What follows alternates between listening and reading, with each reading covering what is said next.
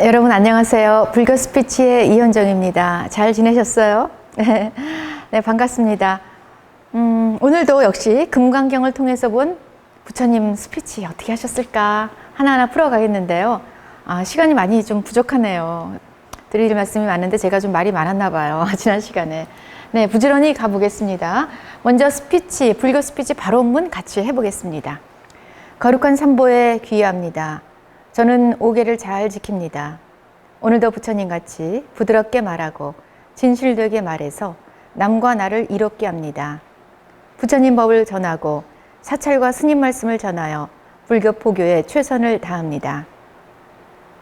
오늘 들은 스님 법문 한마디라도 전해 온 우주와 모두의 마음에 불법이 퍼져 모두가 안심하길 간절히 발언합니다. 네, 불교 스피치 발언문대로 그렇게 우리가 해서 깨끗한 불국정토가 되었으면 좋겠습니다. 지난 시간에 제가 용수보살 말씀을 드리다가 말았는데요. 다시 한번 상기시키는 의미에서 용수보살 거, 지난 시간 거 다시 한번 보겠습니다. 이 용수보살은 굉장히 바라문의 인도 남부의 바라문 집안에서 풍족한 집안에서 재벌 2세처럼 지금으로 말하면 이렇게 태어나가지고 태어난 데다가 머리도 좋아. 그래서 모든 학문을 가르치기만 하면 다 자기 거가 되고 너무너무 똑똑해서 그 똑똑한 머리로 연금술을 배웁니다. 그래서 연금술을 배워서 저 못된 짓을 하죠. 궁에 들어가서 후궁들하고 막 이렇게 놀다가 농락하다가 걸려서 자기 친구들 둘이 죽는 바람에 그것을 보고 딱 출가를 하게 됩니다. 그러니까 아주 인생의 그 극반전을 일으키는 그런 계기가 됐습니다. 그래서 음욕은 굉장히 근 고통의 뿌리가 바로 음욕이다 라고까지 얘기를 세게 합니다. 이제 그러면서 워낙 총명하고 똑똑하니까 불교 공부를 해도 그 효과가 아주 대단하죠. 히말라야 산에 들어가서 고행을 하고 수행을 하면서 반야경, 그러니까 이때부터 대승불교라는 어떤 큰 그 기둥을 이분이 만든 거예요. 그 당시에 어떤 상황을 보면 부처님이 이렇게도 말하고 저렇게도 말하고 이렇게도 말하고 저렇게도 말하고 막 수십 가지로 막 말을 하니까 그거를 들은 사람들이 저마다 이렇게 말했어 이거야 불교는 이거야 막 서로 제각기 다르게 얘기를 하니까 이게 이제 아주 혼란스러운 경쟁과 싸움이 되고 종교라는 그 어떤 의미가 평화와 자비를 주는 것이 아니라 그냥 저마다 막 잘났다고 막 싸우는 이 시대가 온 거예요. 그거를 평정시킨 분이 용수보살이십니다.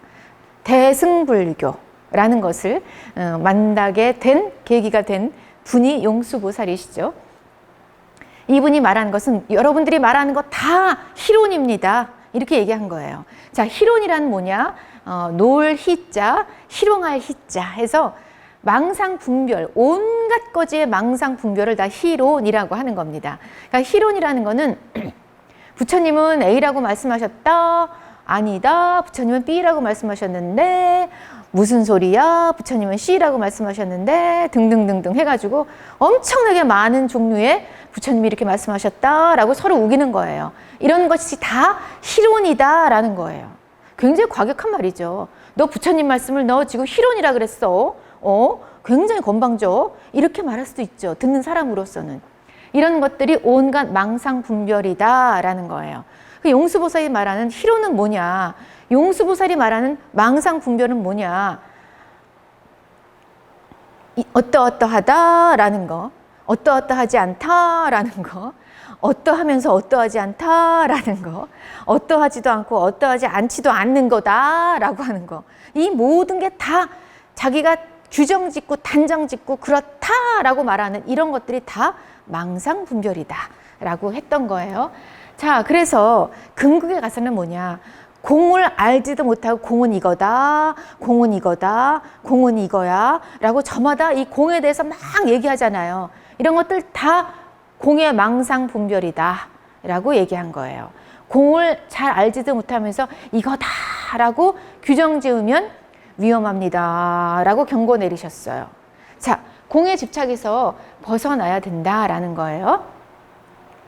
부처님께서는 갖가지 견해에서 벗어나게 하려고 공의 진리를 말씀하셨는데 이걸 벗어나라고 공을 말씀하셨는데 공에 집착을 해. 그게 또 우리네 인간이죠. 그러나 만일 공을 다시 자신의 견해로 삼는다면 어떤 부처님도 그런 자를 구제하지 못한다. 자, 저는 이 자체 하나가 용수보살이 말씀하시는 그 그냥 핵심 보석. 저는 그 보석이라고 봅니다. 갖가지 견해, 온갖 망상 분별에서 없어져라 라고 공 이렇게 말했는데 그 공에 또 집착을 해. 그래서 그렇게 공을 집착하면 어떤 부처님도 너를 구제할 수 없어. 그것처럼 두꺼운 집착이 없어 라는 거잖아요. 자, 중론은 이론화된 불교, 언어화된 불교를 해체시키는 책이에요. 해체. 낱낱이 조각조각 막 난도질 해가지고 없어 이런 겁니다. 자, 여러분 도마 위에 야채를 이제 갖다 놨어요. 뭐 어떤 야채든 좋아요. 어떤 야채가 무슨 야채요? 이거 중요한 거 아니니까 도마 위에 뭐 야채를 갖다 놓고 막 자릅니다. 잘게 막 잘라요. 자, 그 다음에 버려. 아, 그게 무슨 짓입니까? 저한테 따질 분들이 계시죠. 자, 그게 이런 거예요. 야채 하나 한 줄기. 이거 너무 좋아. 나 이거 너무 좋아하는 거거든. 이거 품에 안아. 그럼 얘는 시들어버려서 없어져 버립니다. 자, 그런데 이거를 내가 쪼개가지고 나눠서 먹을 거야. 이거 너무 좋으니까. 막 쪼개가지고 막 있는데 이거조차 내가 이거에 집착하는 거다라는 거예요. 예를 들어서 이게 얘가 맞나? 아무튼 저의 그런 마음 아시겠죠? 자, 그건데 이런 것들을 다 해체시키는 것을 하는 데가 어디냐면 만다라 작업이에요. 그러니까 만다라가 모래, 색깔 모래 같은 걸로 만다라를 엄청 막 정말 정성스럽게 몇 날 며칠을 만다라를 만듭니다. 혼자 아니면 여럿이 스님들이. 너무 이쁘잖아요. 만다라 보셨죠? 만다라가 단순한 게 하나도 없어요. 다 복잡해요. 입체적이고 굉장히 입체적이고 색깔, 문양 이런 것들이 아주 기가 막히게 복잡하면서도 화려하고 이런 건데 이거를 그렇게 정성스럽게 땀을 막 흘려가면서 만들어 놓고 훅 하고 버려버려요. 모래니까 훅 던지면 없어져 버려요. 자, 그 작업이 뭐냐? 이런 거예요. 이론화된 불교는 이런 것이다 라고 만들어 놓은 거 다시 버려버려라 이겁니다. 여기에 매이니까 사람이 언어에 또 매이니까 몽땅 해체시키는 책이 이 중론입니다. 그러니까 어떻게 보면은 되게 멋있죠. 이거는 예술이에요, 예술. 언어와 분별의 불법은 뗏목과 같다라는 겁니다. 자, 뗏목은 필요할 때 강만 건너주면 뗏목인데 이게 뗏목아 너무 고마워. 너밖에 없어. 이러면서 뗏목을 자기 집까지 산까지 올라갈 때 뗏목도 지고 가. 너무 고맙다고. 그건 어리석잖아요. 그런 거와 똑같이 언어와 분별의 불법은 뗏목이다. 그때 필요할 때만 쓰면 된다 이거예요. 거기 집착하지 말고 버릴 땐 버려라 라는 겁니다. 만일 공하지 않은 것이 있다면 공한 것이 있는 것이다. 그러나 공하지 않는 것이 없는데 어떻게 공한 것이 있을 수 있겠는가? 이 중론에 있는 이런 말입니다. 이거 뭔 소리야 이거. 머리를 어떻게 돌려야 돼? 한 바퀴 돌려야 돼? 반 바퀴 돌려야 돼? 한 바퀴 더 돌려야 돼? 이렇듯이 이렇게 알쏭달쏭한 문구들이 중론에는 처음부터 끝까지 전부예요. 그러니까 우리가 어디에 매이지 말아라라는 우리를 자꾸 훈련시키는 문구들이 너무 많습니다. 여기에는. 자, 중론은 공의 의미에 대해서 회쟁론이라는 게 또 있어요. 이거 용수 스님이 쓰신 거거든요. 중론은 공의 의미에 대해서 말씀하신 것이고 회쟁론이라는 거는 공에 대해서 적대자의 비판과 이에 대한 반박을 하신 겁니다. 자, 예를 들어서 이거예요. 공을 얘기해 줬는데 온갖 망상 분별에 매이지 말라고 공을 말해줬는데 그 공에 집착해? 그 공에 집착하면 안 돼. 공마저도 없애 라고 했어요. 자, 그게 이제 중론이라면 회쟁론이라는 것은 너 공에 대해서 말했는데 그러면 아무것도 없게? 허무주의게? 아유 그게 무슨 불교야? 이렇게 또 시비를 걸어오는 사람들이 그 당시에도 있었단 말이에요. 지금도 있겠죠. 그래서 공해 가지고 막 끄달려가지고 이것도 공이냐? 이것도 공이야? 그럼 아무것도 없게? 그럼 뭐야? 그게 뭐야? 그게 불교야? 이렇게 시비를 거는 사람한테 탁 반박하는 자료. 이게 회쟁론이에요. 자, 그러니까 적대자의 비판에 대해서 그거에 대해서 그런지 아쉬워. 난 말 안 해. 이렇게 하는 거는 불자의 도리가 아니다라는 거예요. 근데 대부분이 말 안 하죠. 난 논쟁하지 않습니다. 나는 그냥 입을 다물고 있겠습니다. 이게 최선인 양, 이게 가장 멋있는 것인 양, 그거 아니에요. 그게 아니라는 게 용수보살의 이야기입니다.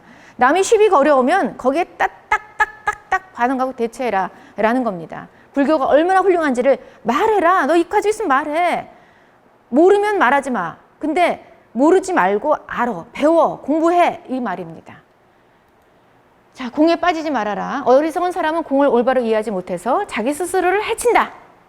주문을 잘못 외거나 독사를 잘못 잡는 것처럼. 그러니까 예를 들어서 이거예요. 그냥 맹탕으로 습 같은 걸 먹어요. 죽이나 습. 너무 맹탕인데 이거. 근데 소금을 조금 넣는데 너무 맛있어. 이건 여러분들 경험하시죠? 소금을 조금 넣으니까 너무 맛있어.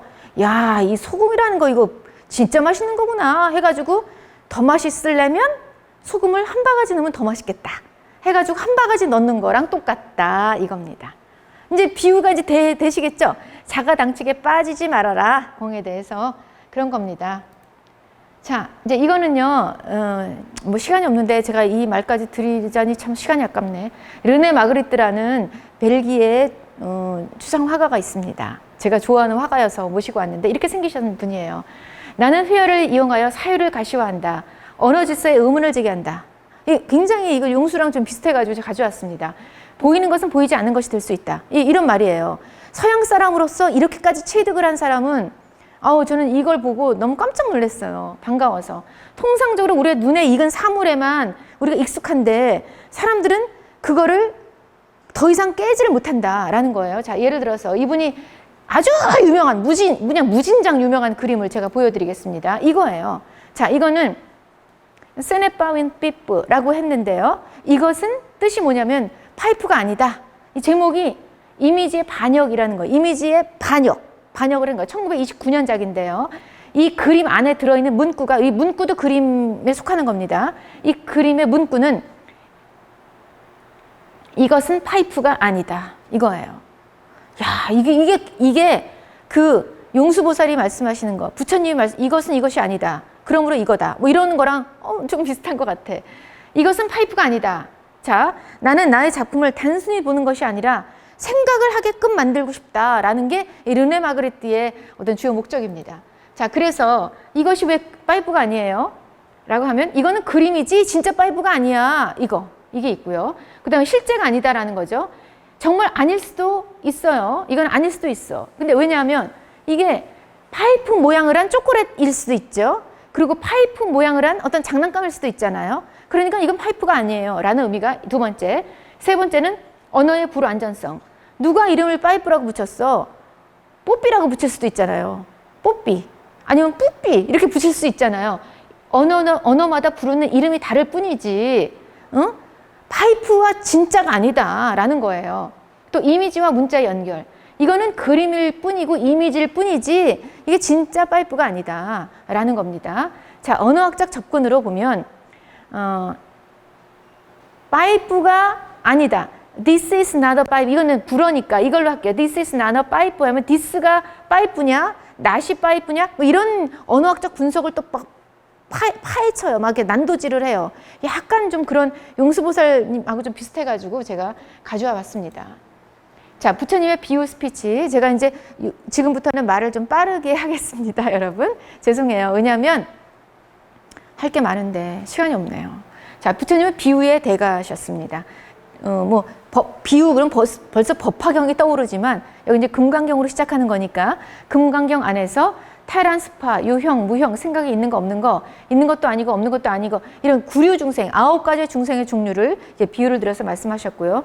동서남북 허공에 동서남북이 있느냐? 이렇게 물어보시잖아요. 이런 것도 비유고요. 뗏목의 비유, 여기도 역시 뗏목이 나옵니다. 또 삼천대천세계, 항아사, 칠보로, 보시안, 수미산의 삼천대천세계, 보시안 공덕보다 사구계를 말한 게 더 크다. 뭐 이렇게 수미산이 엄청 큰데 거기에 칠보로 보시한 공덕보다 사구계 한마디를 전한 게 더 크다. 이런 식으로 사구계를 전하는 공덕이 얼마나 큰지를 이렇게 비유를 들어서 해주신 거예요. 이 비유가 너무 와닿고 너무 멋있어요. 자, 이 우리의 모든 것들은 인생이란 모든 것이 꿈이고 헛개비고 물거품이고 그림자고 이슬 같고 번개 같다. 이거 다 비유 덩어리예요, 덩어리. 네, 그래서 부처님은 비유를 잘 쓰셨다. 왜? 설득시키기 위해서, 이해시키기 위해서, 다 잘 알아듣기 위해서 이런 비유를 쓰신 겁니다. 우리가 말할 때 비유를 써서 말하는 방법이 있잖아요. 이런 것도 부처님을 따라서 하면 좋겠죠? 자, 부처님의 비유 스피치, 이건 맞춤형 스피치입니다. 자비의 마음으로 하신 것이고요. 부처님의 비유 스피치, 뭐 여러 가지 이야기가 있지만 지금 넘어가겠습니다. 죄송합니다. 자, 그 다음에 이제 차례차례 순서대로 스피치 하시는 게 있어요. 보통 1번 얘기했다, 5번 얘기했다, 7번 얘기했다가 뭐 9번 얘기했다 이러면 기억하기가 쉽지가 않아. 이런데 1번 뭐, 2번 뭐, 3번 뭐, 4번 뭐 이렇게 계단식으로 짠짠짠짠짠 이렇게 이해하기 쉽. 이것도 역시 부처님의 자비심의 발로, 자비심을 위해서, 자비심을 펼치기 위해서 저 사람이 잘 이해하고 잘 기억했으면 좋겠다 이런 마음으로 차례 이해하기 쉽게 말씀하신 거예요. 설법하기 전에 부처님의 일상을 차례대로 나열했고 구류 중생을 다 차례대로 나열했습니다. 성문 사과, 뭐 수다원, 뭐 사담, 아남, 아라한 이것도 순서대로 다 얘기하셨죠. 그리고 뭐 아침에 보시하고 점심에도 보시하고 저녁에도 보시하지만 사구계를 보시한 공덕보다 못하다 뭐 이런 식으로 얘기하실 때 이 안에 차례차례로 보통 뭐 말씀하실 때 저녁에 보시하고 아침에 보시하고 낮에 보시하고 이건 세 가지지만 이렇게 뒤죽박죽으로 하지 않으셨다라는 거예요. 부처님의 오안, 뭐 유관, 뭐 해안 이런 거 있었잖아요. 그것도 차례대로 얘기하셨습니다. 과거의 마음 얻을 수 없고 현재의 마음 얻을 수 없고 미래의 마음도 얻을 수 없다. 이런 것도 다 과거, 현재, 미래의 순서대로 말씀을 해주셨다라는 겁니다.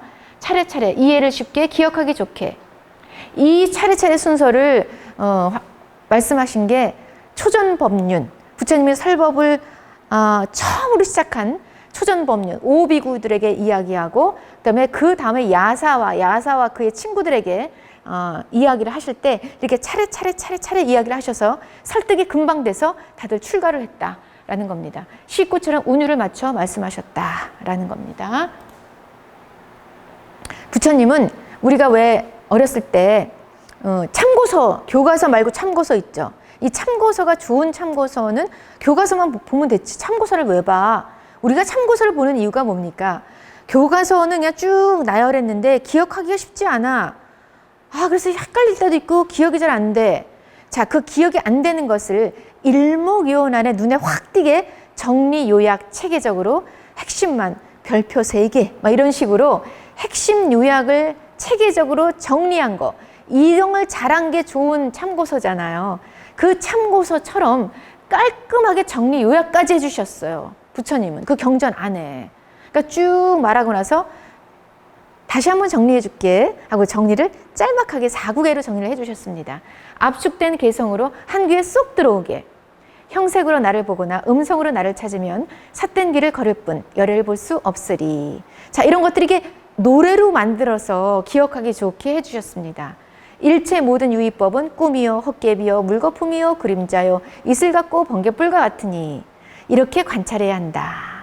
자, 이런 걸 이제 음률에 맞춰서 노래도 부를 수 있고 짧으니까 기억하기 좋죠.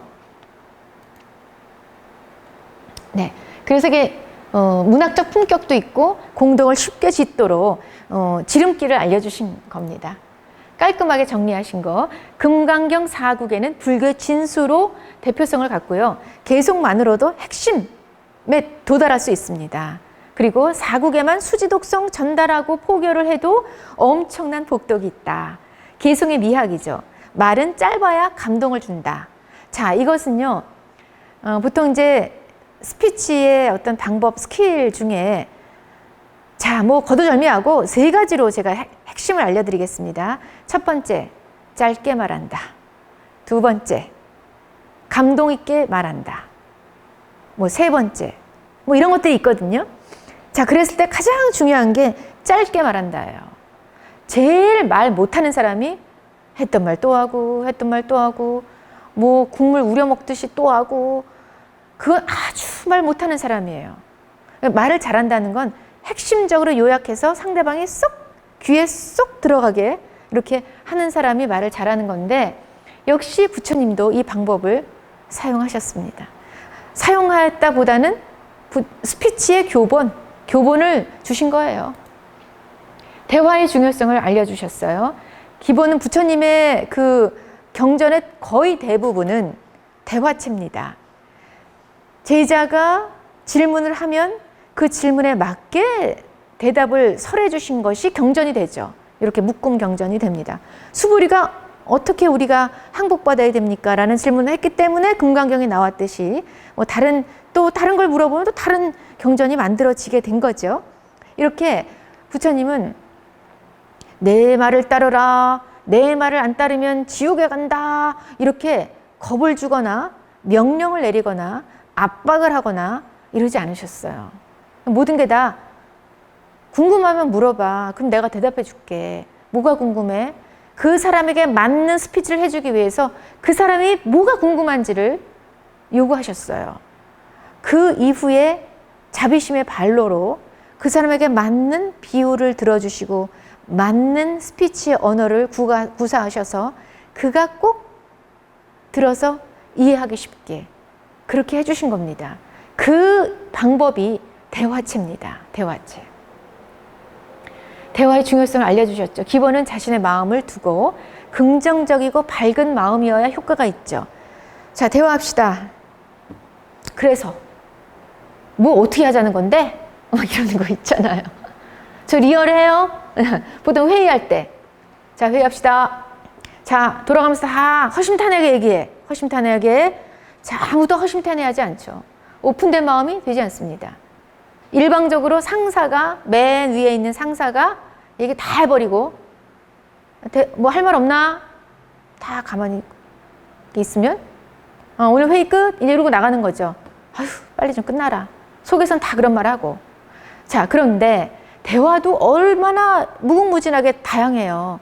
근데 역시 마음이 안정되고 밝은 표정을 지어줘야 된다. 그래야 호감도가 상승하고 서로 존중하고 감사하고 말하는 사람을 경청해주고, 자, 그런 것들이 돼야 결국은 서로서로 교감이 이루어지면서 설득으로 나아갈 수 있다라는 것이죠. 네, 이 대화의 중요성은 제가 초반에 말씀드린 이 뇌, 이 전두엽, 이게 언어 능력, 표현력, 상상력, 아이디어 창출, 그리고 두뇌 능력, 아무튼 이 몽땅 이 두뇌의 헤드쿼터, 자, 가장 중요한 기획조정실, 이게 이제 요 앞에가 전두엽인데 그 전두엽이 나이가 들면서 굳어버린다 이거예요. 두뇌학자 말씀을 드렸죠. 딱딱하게 굳기 때문에 기억력도 안 좋아. 뭘 배워도 잊어버려. 쓱 들어서 쓱 나가요. 이게 왜냐하면 딱딱하기 때문에 여기에 머물질 못해요. 그래서 들으면 기억을 못하고 여기에 머물러야 딱 쥐면서 얘가 이렇게 막 말랑말랑해져야 딱 쥐는데 그냥 얘가 굳어있기 때문에 말랑말랑 이게 안 되니까 그냥 쓱 지나가요. 그냥 그런 말을 했던가? 가물가물하네. 이런 분들이 대부분이죠. 연세 드신 분들이. 그랬을 때 이것을 다시 딱딱하게 굳은 것을 말랑말랑하게 만드세요. 라고 말한 게 두뇌학자입니다. 말랑말랑하게 만들 수 있습니다. 이게 말랑말랑해지려면 무엇을 해야 되느냐? 대화를 잘하십시오. 라고 한 거예요. 대화가 이렇게 중요해. 언어학자가 이제 요즘 근래에 와서 발표한 것을 부처님이 이미 다 사용하셨어요. 대화의 중요성. 거의 모든 경전이 대화체입니다. 이야, 저는 여기서 진짜 왕소름이 끼쳤어. 자, 그래서 이 대화로 하신 것, 우리는 대화를 해야 돼요. 물론 기도를 할 때는 부처님과 대화, 관세음보살님과 대화, 지장보살님과 대화를 하시고요. 그리고 또 주변에 있는 분들에게는 나는 무건이야, 나한테 말도 붙이지 마, 이런 식으로 살 수는 없잖아요. 대화를 하되 그 대화 안에 부처님 말씀을 전달하시오 라는 게 포기 스피치예요. 자, 그래서 이런 밝은 대화의 중요성을 알려주시다. 불교 경전은 부처님과 제자와의 대화고요. 상대방의 말을 경청을 하시고 일방적인 전달이 아닌 명령이 아니다. 대화는 인격을 형성시키고 뇌를 활성화시키고 그리고 치매 예방도 되고 두뇌 근육 운동을 시켜줍니다. 전두엽을 활성화시켜주는 거죠. 밝은 마음으로 하셔라 라는 거예요. 이 두뇌를 운동시키는 거는 여러분 운동을 위해서 달리기, 마라톤도 하고 자전거도 타고 헬스도 하고 뭐 스트레칭도 하고 춤도 추고 이거 다 움직이는 거죠. 두뇌 운동 어떻게 하세요? 두뇌 운동. 두뇌 운동이 대화라는 거예요. 그것을 대화체 안에 부처님 말씀을 거기다 실어라 라는 겁니다. 네, 좋은 화제를 선정해야 돼요. 나쁜 말로 대화하면 아무 의미 없어요. 좋은 화제, 불교를 넣어요. 대화에 적극적으로 참여한다. 상대방에 온통 집중하면서 경청한다. 평소 화제를 위해 교양을 쌓는다. 불교 교리를 공부한다. 상대를 존중하고 배려해 준다. 일방적인 막 내 말만 하는 게 대화가 아니다 라는 거. 그래서 저는 이게 금강경이나 뭐 법화경이나 등등 지장경도 마찬가지예요. 지장경을 보면 금강경은 수보리와 부처님과의 이렇게 두 분의 대화체로 나오지만 지장경 보면 굉장히 재밌어요. 뭐 어디서는 사천왕이 질문을 하고 어디서는 마야부인이 또 질문을 하고 또 어디서는 어떤 보살이 관세음보살도 질문해요. 또 어디서는 지장보살 그러니까 질문자들이 되게 많아. 지장보살은요. 이런 게 다 뭐냐? 토크 콘서트다 라는 거예요. 아주 화려한 출연진들이 나와서 저마다 부처님한테 물어보고 또 어떨 때는 지장보살한테도 물어보고 또 어떨 때는 또 누구한테도 물어보고 막 이렇게 주거니 받거니가 입체적으로 다양하게 있는 게 지장경이거든요.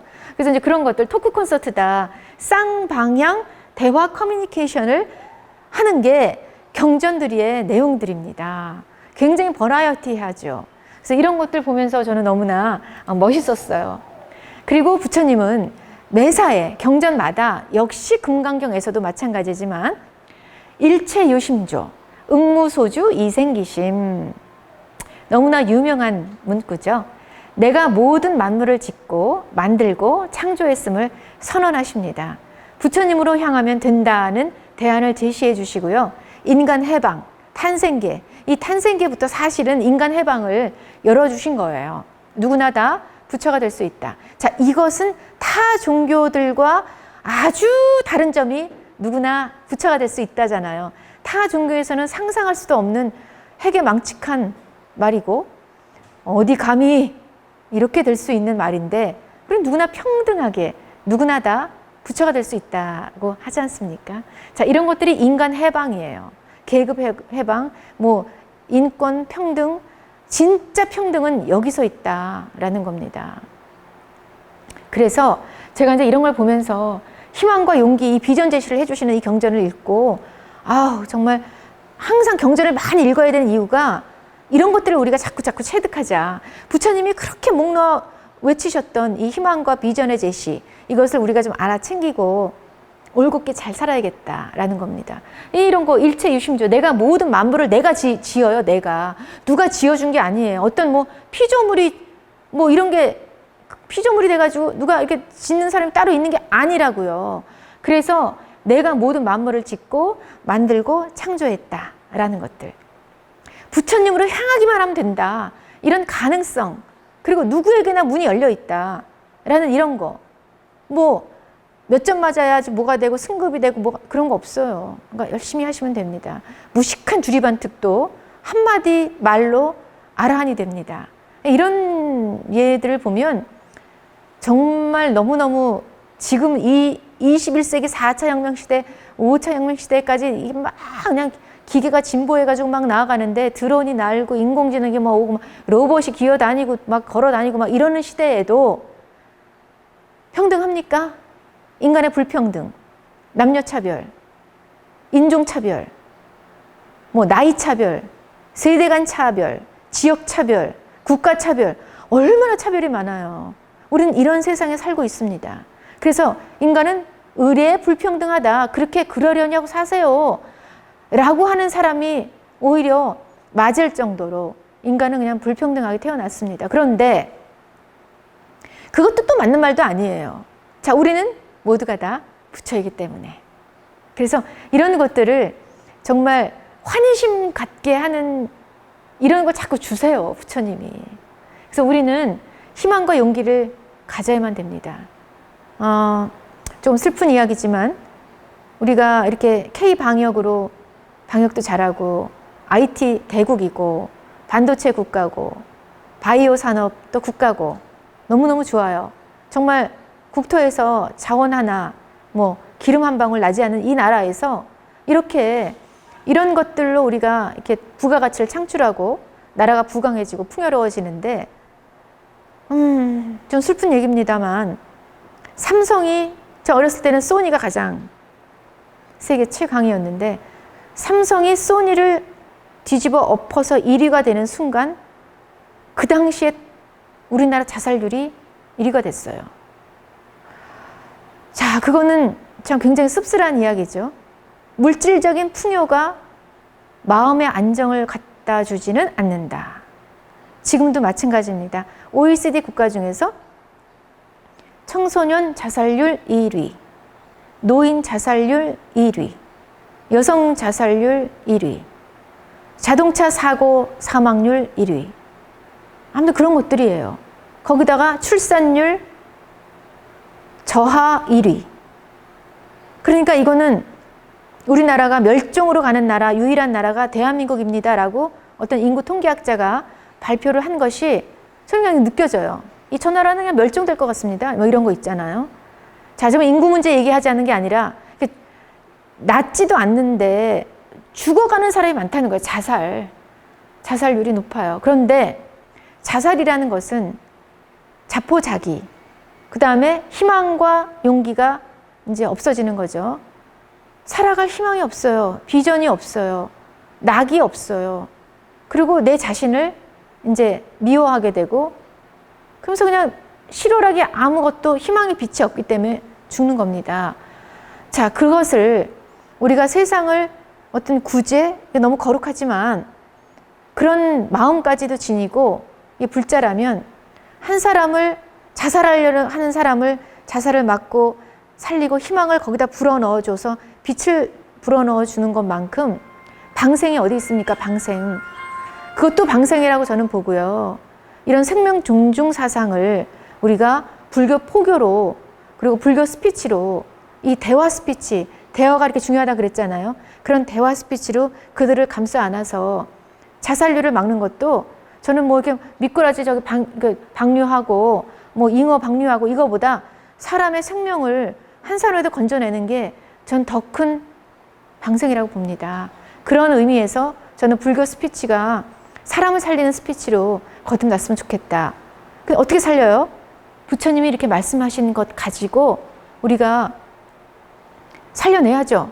이렇게 엄연히 부처님 말씀하셨는데 이렇게 좋은 도구가 있는데 이것으로 우리가 사회를 편안하게 하고 안심하게 만들고 불안하기 때문에 죽는 거거든요. 안심을 줘야죠. 안심.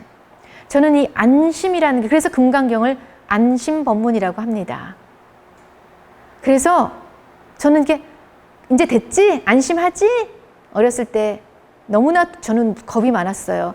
귀신이 나올까 봐 무서웠고 어디 가다가 떨어질까 봐 무서웠고 자전거 타면 넘어질까 봐 무서웠고 근데 안심을 주면 괜찮구나 하고 자전거 막 타게 되고 이 안심이라는 게 이렇게 사람을 편안하게 해주는구나 라는 것을 제가 이 안심정사 와가지고 또 느낍니다.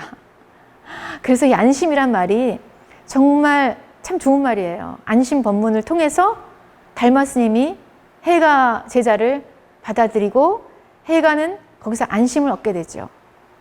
우리 불교 몽땅 부처님 말씀은 안심 법문입니다. 안심을 줬기 때문에 우리가 이렇게 살아가고 있는 거라고 저는 생각이 들고요. 불교를 모르는 사람, 또 불교를 접하지만 잘 모르는 사람, 그리고 현세에 찌들려서 죽고 싶어 이런 말을 입에 달고 다니는 사람에게 안심을 주십시오. 여러분들이 하실 수 있습니다. 네. 자, 부처님이 이렇게 주셨거든요. 자, 그리고 나서 천상천하 유아독전 삼계계고 아당한지. 자, 우리 모든 불성을 지닌 부처니다라고 부처님은 탄생하자마자 안심부터 주셨어요. 탄생하자마자 막 급하게 그 아기가 급해서 한 말이 안심하세요. 이거예요.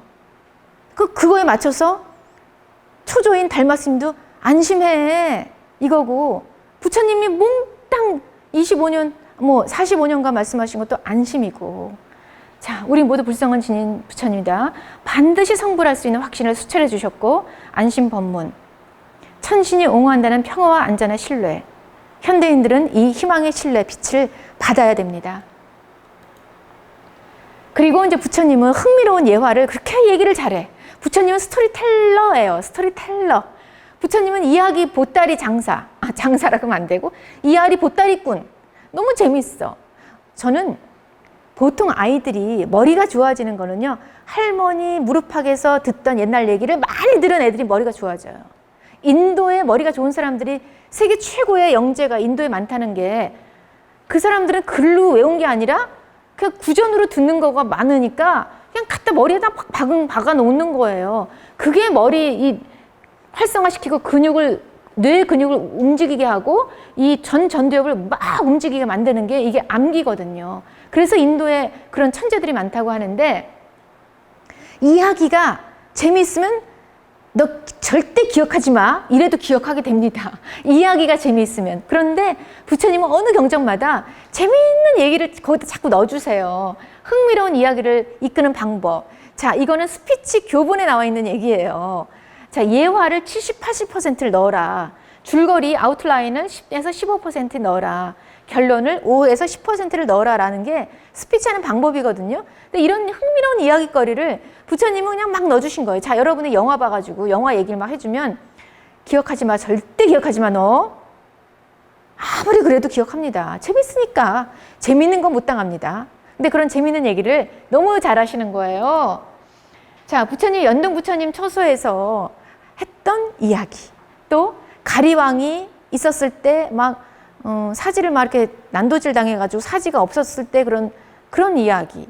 그리고 뭐 수기를 받은 연등 부처님 때 선해동자였을 때 이야기. 이런 것들을 내 전생 이야기를 막 해주시잖아요. 너무 재밌고, 그리고 그 예화를 들으면서 야, 부처님도 저렇게 고생을 하셨구나. 이런 걸 또 깨닫게 되고, 그렇잖아요. 예화라는 게 굉장히 큰 파워, 아주 파워풀한 그 힘을 냅니다. 진짜.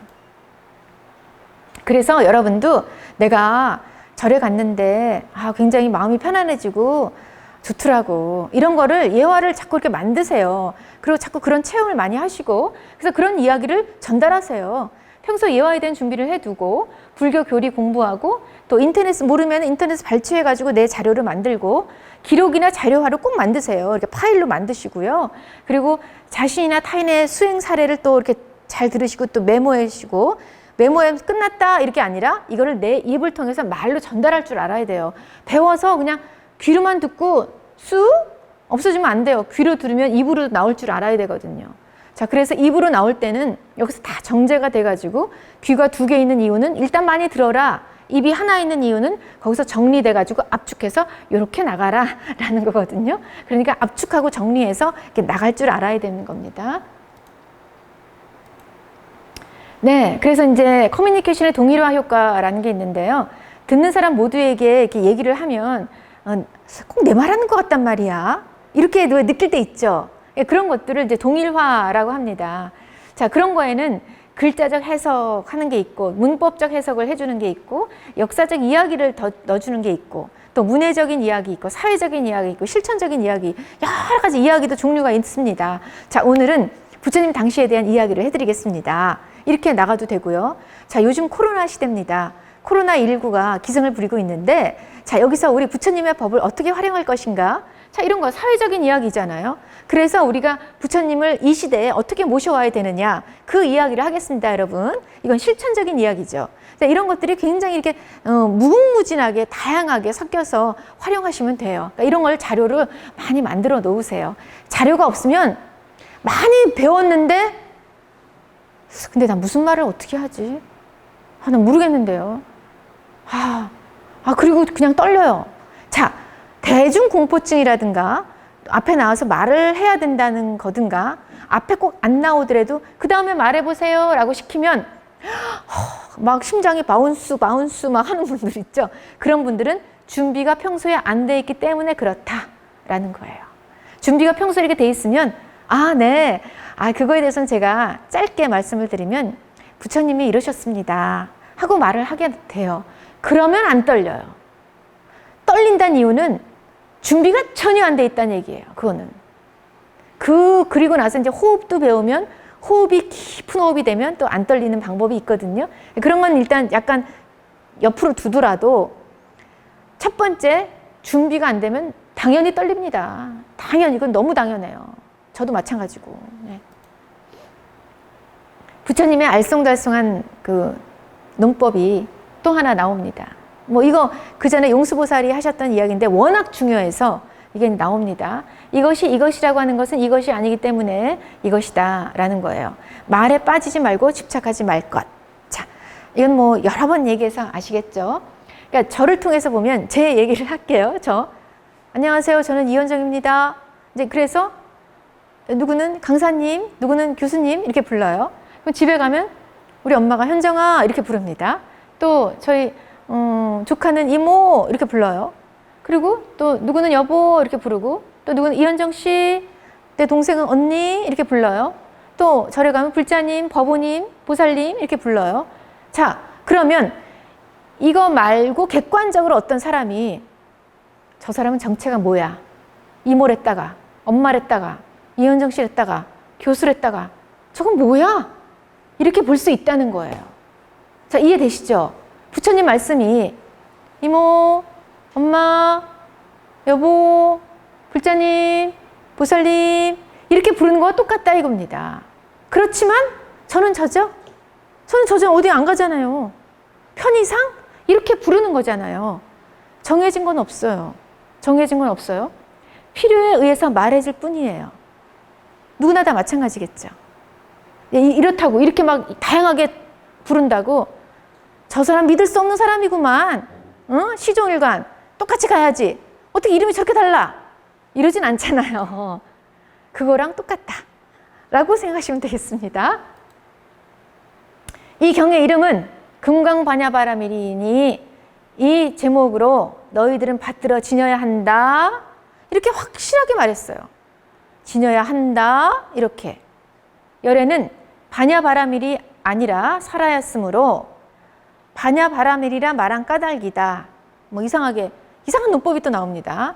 자, 금강반야바라밀이라고 이름을 붙였으니까 이 이름대로 불러 이렇게 해놓고 저 뒤에 가서는 반야바라밀은 반야바라밀이 아니기 때문에 반야바라밀이다 이렇게 또 말씀하시는 거예요. 자, 이런 거에 휘말리지 마세요. 이름을 대서 아까 제가 뭐 현정아, 아니면 교수님, 강사님, 법우님, 불자님 이렇게 부르듯이 역시 그렇다라는 거. 수보리여, 그대 생각은 어떠한가? 열애가 설한 법이 있는가? 세존이시여, 열애께서는 설하신 법이 없습니다. 수보리는 이 말에 휘말려 들지 않습니다. 똑똑하니까, 깨달았기 때문에. 열애는 설한 법이 없습니다. 이렇게 말을 했어요. 자, 이제 그 뜻을 좀 어느 정도 아시겠죠? 말에 속지 말라 힌트를 계속 주고 계세요. 금강경을 계속 읽어야 하는 이유는 부처님을 하신 말씀을 가슴속에 뻥 뚫어질 정도로 계속 읽다 보면 어느 순간 펑 하고 이렇게 터질 때가 있어요.